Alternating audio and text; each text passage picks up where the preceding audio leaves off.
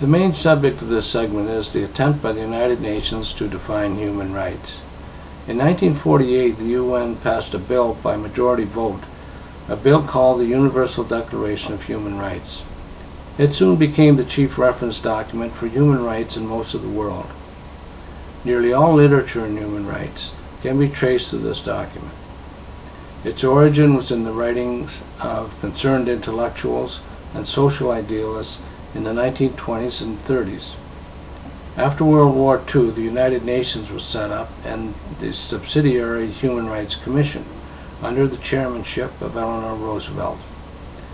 She had John Humphrey, a law professor from Montreal, who was director of the commission, draw up the first draft. The final draft was produced by René Cassin, a distinguished jurist from France and vice chairman of the commission. The declaration they produced was motivated not only by the indignation resulting from the atrocities of the just finished war, but also by the idealism that had rooted between wars and ripened into political power after it. Intellectuals in Europe and America moved to create ideal societies according to what they considered the high moral ground. That ground was not just recognition of people's fundamental right to security and equality of basic status, but in large measure an altruistic view of the population as an interdependent society. That is to say that every person was responsible for everyone else. How did any person acquire that responsibility involuntarily? In any case, to achieve this vision of ideal societies, rights were invented. The right to a minimum standard of living, to an education, and so on, as enunciated in Articles 22 to 28 of the Declaration. At the same time, certain rights of the individual were omitted: self-ownership and the sole right to control what one owns. Articles 22 to 28 specify rights that can be traced to need, and the assumption is that the need begets a right. I don't believe that anyone can show a structural link between a need and a right to have that need fulfilled by other people, at least not in regard to fundamental rights. Rather, this link must be fabricated by those who want it to exist. In doing so, they will refer to their values and morality, their resources, their available time, and in some cases the danger of helping others. Each person will make his or her decision, and this is how it should be. That means that the link between a need and a right is optional, and optional rights cannot be universal human rights.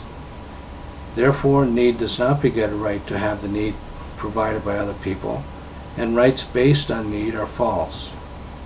Conclusion: Articles 22 to 28 of the UN Declaration are not really human rights. Furthermore, the UN Declaration is deficient in not including the property rights previously mentioned. There are other defects.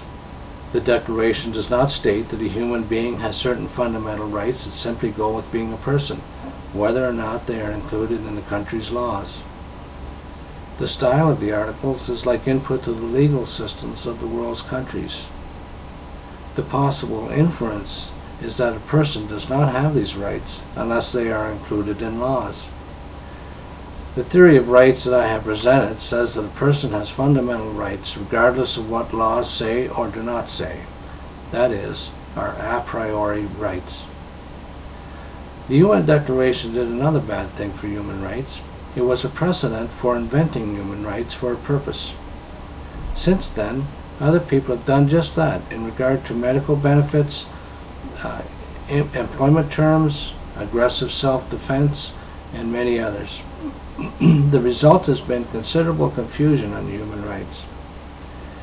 Inventing rights with a purpose in mind was a reasonable approach in designing the rules of the road, which are essentially the rights of people when behind the wheel of a vehicle on a public road, but is not the right approach to determining the implicit rights that a person has, because those rights result from natural ownerships.